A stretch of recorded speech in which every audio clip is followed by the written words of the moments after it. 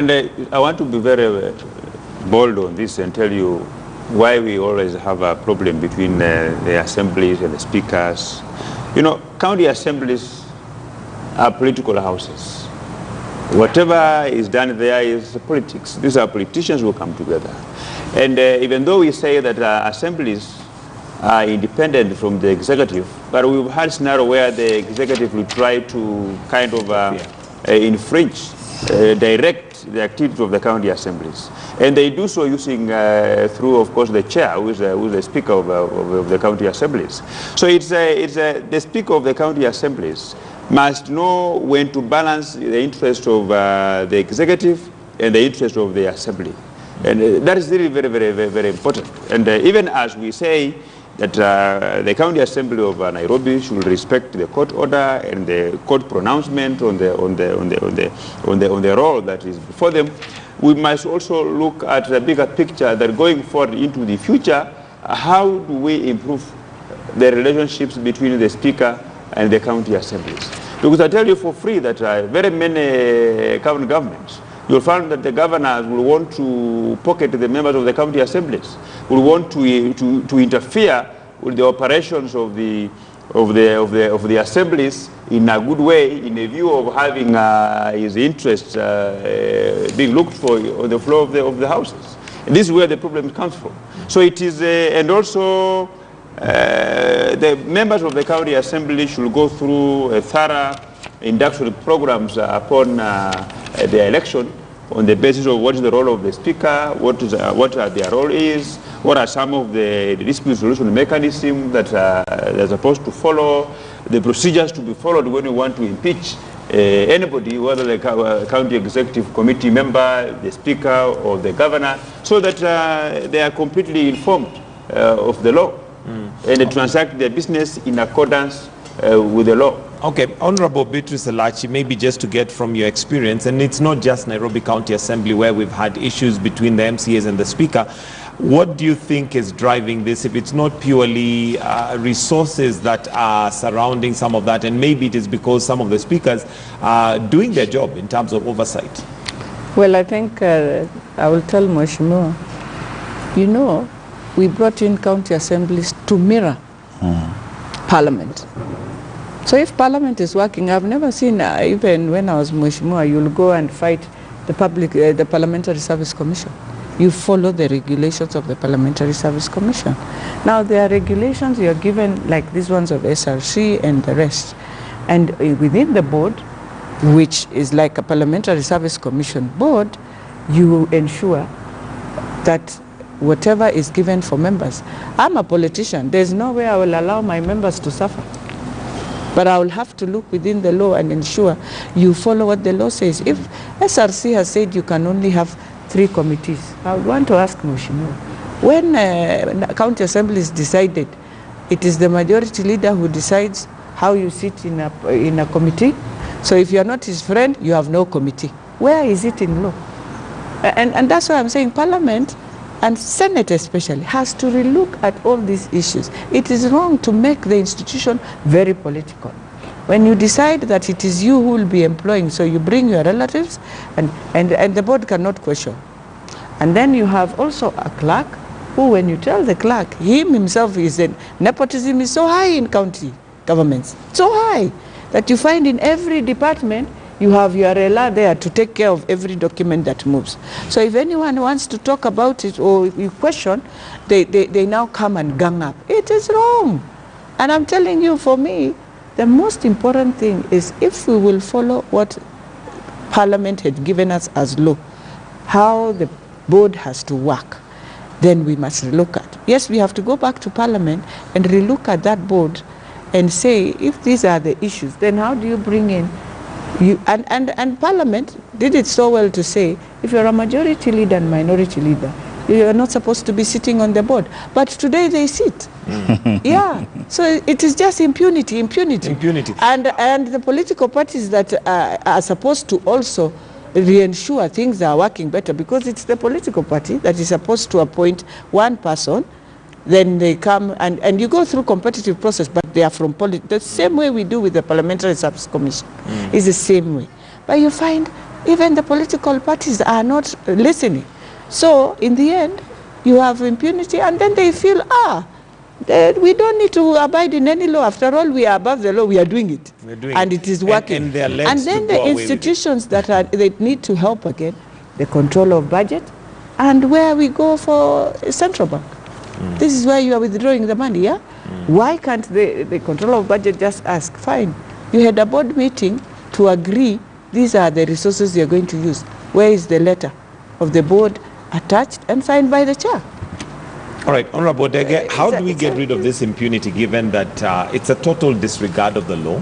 The law is there, the institutions that are supposed to ensure that the law is followed, but there is need for us to relook at the structures at the county level, and if we have to make some amendments to make it work, so be it, because the current one, I can tell you for free, it's not working. Will amendments really help? Because it will, it will, because already we have detected areas of weaknesses. Like if we have come out here and see that the oversight of the counties is not working, then what's the alternative? Barasa has put it very clearly that these people need to be trained. If we realize they were not trained enough. So are you suggesting it's incompetence? That one is almost there. Okay, they could be incompetence, that's there. part of it, but there's also a huge part that we can blame on impunity. Pure disregard of the law. Okay, like now when you talk about impunity, we have agencies of the government who are supposed to be following these people.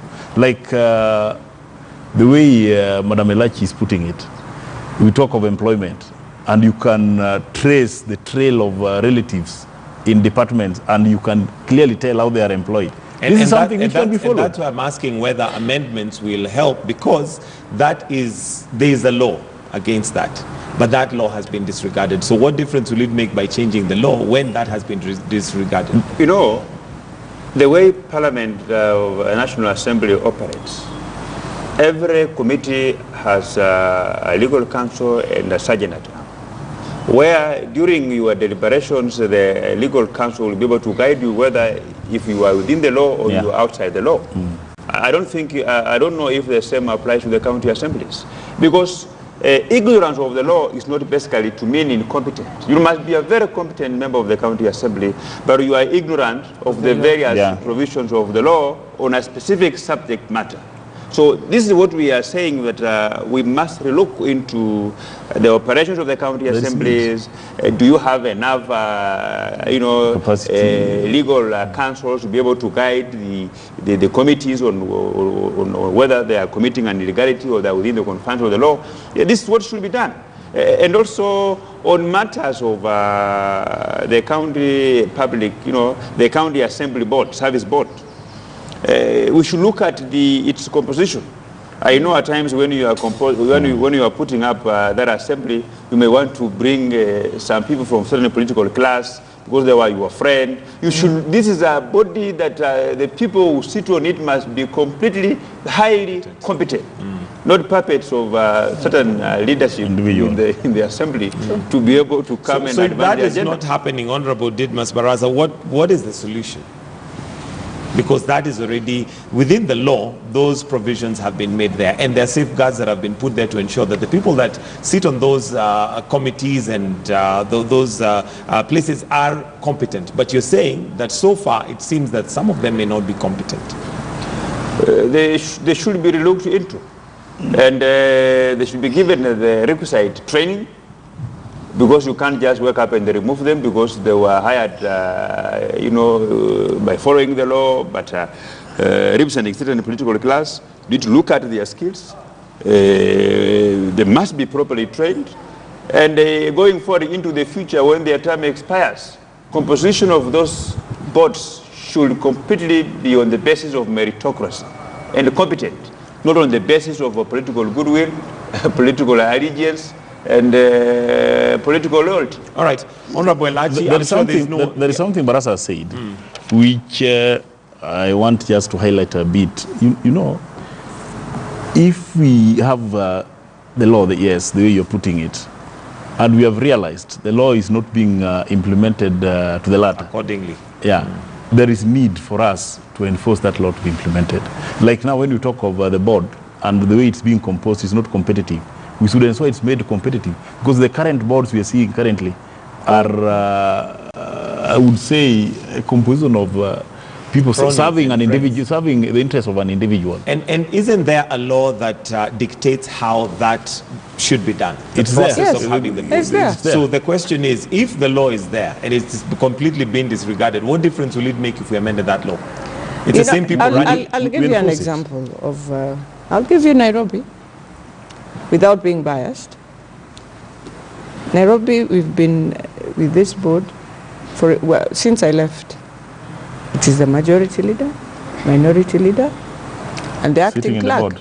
who have been doing all the businesses.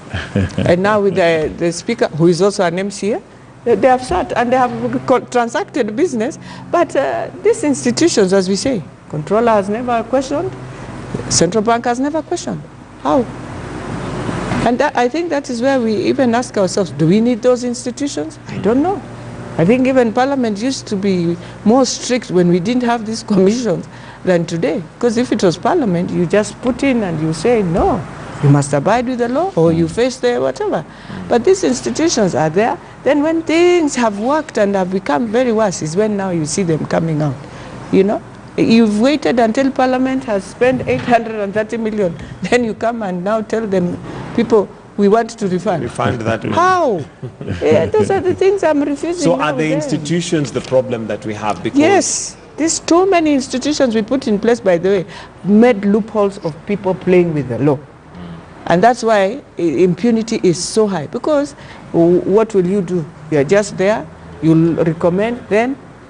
But if it was within an institution like Parliament, where Parliament says, we have given this law and you must follow. The days Parliament used to give law and people follow.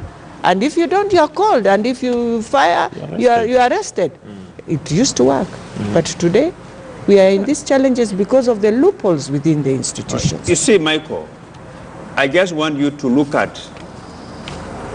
the role of SRC. Don't focus on what is in the Constitution. Focus on what, from the time the new Constitution was enacted, what have they been doing? Because a lot of the